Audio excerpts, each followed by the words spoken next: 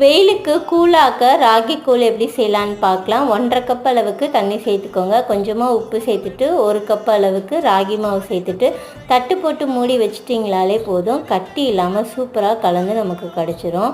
அங்கங்கே கட்டிப்படாது. இந்த மாதிரி செஞ்சால் இது ஒரு 5 நிமிஷம் போல் கிண்டி விட்டுக்கோங்க. இப்போ கை வச்சு பார்த்தீங்கன்னா தண்ணி தொட்டு நல்லா ஒட்டாமல் வந்துச்சுன்னா நல்லா வெந்துருச்சுன்னு அர்த்தம்.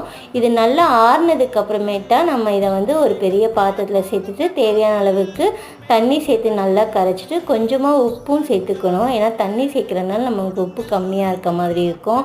இப்போ 1 கப் அளவுக்கு தயிர் சேர்த்து நல்லா கை வச்சு நல்லா கலந்துக்கோங்க.